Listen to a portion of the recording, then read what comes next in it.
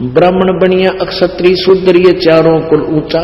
देखो वाणी में कितना अंतर है पुण्यात्मा। ब्राह्मण बनिया, अक्षत्रिय, शूद्र, वैश्य कहो चाहे बनिया कहो, ये चारों कुल ऊंचा। अभी नकलिया नदनियों का रखा शूद्र वर्ण तो जो है ना ये नीचा कुल है, शूद्र नहीं।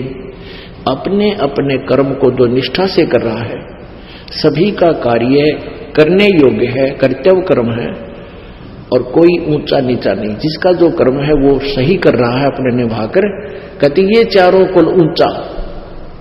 और नुग्रे द्वार न जावे योगी, जो सत सोजत इंद्री सूचा। कि अगर ठीक सत साधना करने वाला हो और परमात्मा का नाम ले रखा हो, पूर्ण परमात्मा की भक्ति करता हो, इन चारों कुलों में किसी भी कुल में, किसी भी वर्ण में उत्पन्न हो और ये साधना कर रहा हो और ये साधना ना कर रहा हो, उस निगुरे के घर नहीं जावे। इन चारों वर्णों में जो सत साधना करता है तो उसके आहार आप कर सकते हो, ऐसा लिखा है। अपनात्मा ये चिंतित ना होना कि तुम भाई हमने तो रिश्तेदारी में जाना पड़ता है और वहां भी फिर रोटी तो खानी ही पड़ती है, मारे भी बाहर लगेगा, वो भी नुग्रे हैं। तो उसका एक बता रखा है एंटीबायोटिक आपको, कि कहते हैं आप वहां जाते हो, खाना खाने नहीं जाते उनके वहां पर, और आपके पास एक ऐसे मंत्र हैं, उस नाम के जाप से, ये तो जो भक्ति नहीं करते ना उन पर असर है, और किसी कारण से आप जी ने कहीं आहार करना पड़ जाता है तो परमात्मा का नाम जाप करते रहिए। और अन्नदेव की आरती है छोटी सी, उसको आप कीजिए, आपको हानि होगी नहीं आपको, और जिसका आपने आहार किया उसको पुण्य हो जाएगा। इस तरह मालिक ने बताया। ये तो उनके लिए बताया जो मांगते फिरते हैं और फिर भक्ति की भी रीस करते हैं। पहले तो साधना शास्त्र विरुद्ध, और फिर किसी का भोजन लेकर खा लेते हैं, उनके पास वो भक्ति सत्य है नहीं जो उस पाप के भोजन को हजम कर सके, यानी उससे डिस्टर्ब ना हो। तो आप जी को मंत्र दे रखे हैं, आपका मन वहां रोटी खाने का नहीं था, किसी विशेष उद्देश्य से गए हो, गए को आहार किया दिया है तो आपको हानि नहीं होगी। ये उनको कहा जाता है जो परमात्मा की आड़ में उनको लताड़ा जा रहा है, जो भगत और संत बनकर और फिर मांगते अंडे। क्या बताते हैं, राजा राज रसातल जाई, कौन छती सो डांडे, सब है अपावन कहिए भाई, योगी किस दर हांडे। अब ये संत है ना नकली, ये राजाओं के गणे जाया करते, क्योंकि वहां अच्छी जो है ना उनको पैसे मिलते थे, तो वहां से वो भिक्षा अच्छी मिलती थी, उसके लिए वो दक्षिणा अच्छी मिलती थी। तो यहां बताते हैं राजा राज रसातल जाई, राजा नरक में जाएगा, क्योंकि कौम छती सो डांडे, अब सभी अपावन कहिए भाई, योगी किस तरह हांडे। राजा, जैसे राजा लोग टैक्स लगाते हैं आपके ऊपर, तो उस टैक्स के माध्यम से अच्छे बुरे गरीब अमीर सबका पैसा राजा के पास जाता है, और उसी से वो अपना निर्वाह करता है, अपनी सेना रखता है, अपने ऐश्वर्य के साधन करता है। उसमें से फिर कहते संत जाके खावे तो वो भी साथ नरक न जावे। एक हलाई सेंस कसाई, पलड़ा बेस बजावे, और कोठे माही नाज घाल के कोरा काल मनावे। एक अलाई होती है, जैसे किसान हल जोतता है ना, और एक एकड़ मान ले जमीन है 200 फुट लंबा और 220 फुट लंबा और 198 फुट चौड़ा, ऐसा एक एकड़ होता है। तो उसमें हल से संवारते समय वो लगभग 20 फुट चौड़ा और 180 200 यानी पूरे एकड़ की एक साइड की लंबाई ले लेता। तो उस 20 बाई 220 मान लो, एक हलाई में जो वो हल के द्वारा जमीन खोदता है तो उसमें उसको 1000 कसाईयों जितना पाप बन जाता है। बताओ। और फिर कहां जाता है वो, क्या करता है उस पैसे, जैसे घन अन्न हो गया किसान का, फिर वो बेच का होगा बनिया का, बनिए का बेचता है तो बनिया के सोचा है उस अनाज को अपने कोठे में अपने सटोर में रख लेता है और फिर न सोचा ये भगवान इनका काल पड़ जा और तेरा गेहूं महंगा बिक गया। वो पाप का भागी, कितनी दुष्ट सोच हो जाती है उस बिजनेसमैन की। तो कहते हैं 1 अढ़ाई सेंस कसाई, मान लीजिए तो किसान के घर भोजन खाना चाहता है तो उसके ऊपर इतना भार बन जाता है। अपने आत्माओं,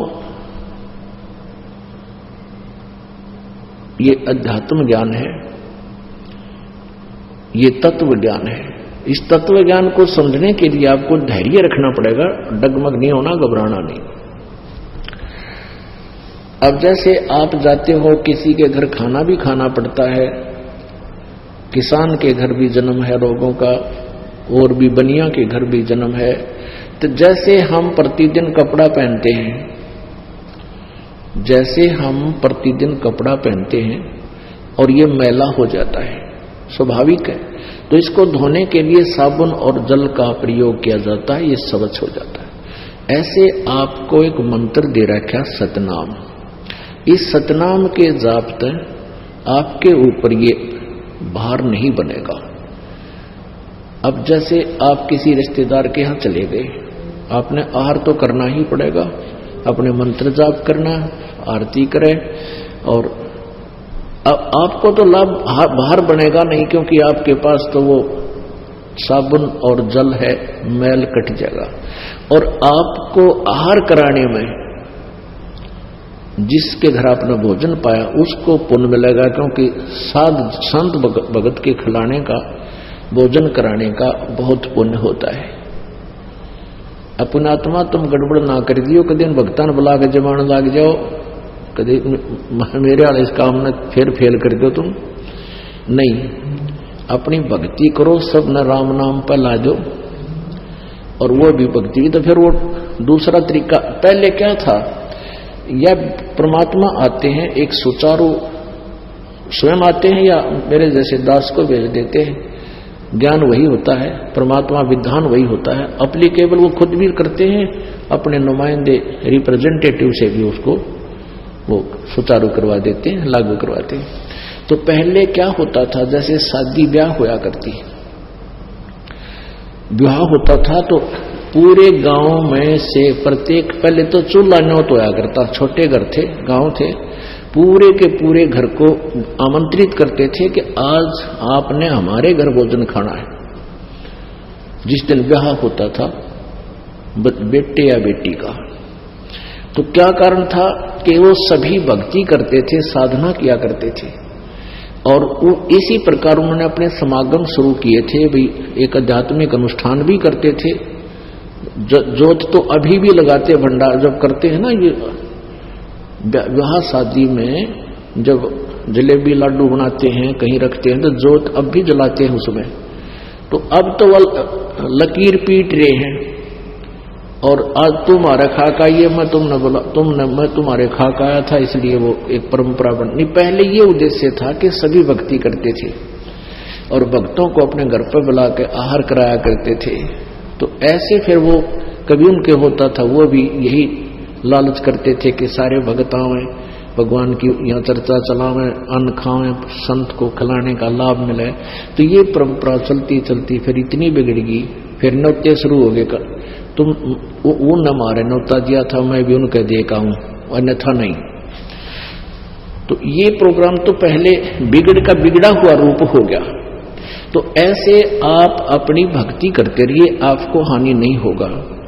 जैसे ये दास आपको मना करता है कि जो कोई धार्मिक अनुष्ठान करते हैं, आन उपासना करने वाले, वहां आपको नहीं जाना चाहिए, उस दिन आहार नहीं करना चाहिए वहां पर, क्योंकि उस दिन वहां जाने में आपका सहयोग होगा उस शास्त्र विरुद्ध साधना में। गीता जी अध्याय नंबर 16 के श्लोक नंबर 23 में कहा कि शास्त्र विधि को त्याग कर जो मनमाना आचरण करते हैं